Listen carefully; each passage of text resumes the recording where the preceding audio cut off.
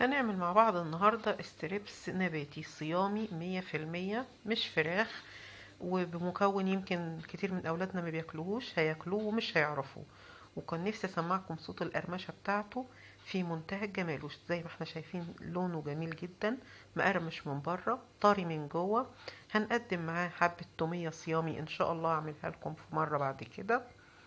ونشوف بقى المكون بتاعنا عبارة عن ايه. زي ما احنا شايفين البتنجان واحنا بنختاره نختار البتنجانة بتلمع زي ما احنا شايفين، بدوس عليها كده بلاقيها سفنجية، ما تبقاش مكبوسة. العنق بتاعها كده يبقى اخضر، معنى كده ان البتنجانة بتاعتي طازة وما فيهاش بذور كتير. بعد كده ابتدي ان انا اقشر البتنجان بتاعي واقطعه.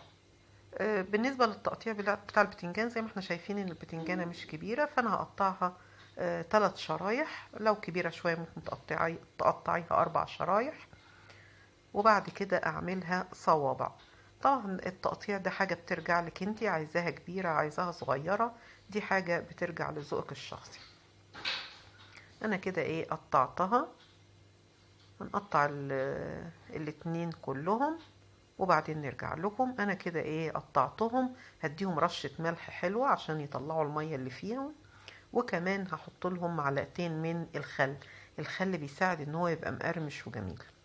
هسيبهم بقى حوالي نص ساعة وابتدي اعمل الطبقة الخارجية. الطبقة الخارجية عبارة عن ايه؟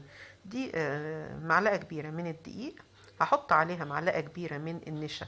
النشا برضو بيساعد على القرمشة، وابتدي ابهرها.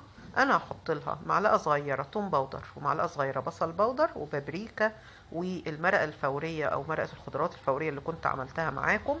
ممكن تستغني عنها وتحطي فلفل اسود وكمون، ده التتبيله دي براحتك.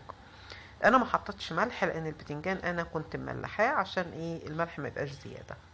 بعد كده هجيب ميه واعملها عجينه سائله كده خفيفه. هنشوف قوامها مع بعض. هقلبها لغاية ما تبقى العجينة كده سايلة.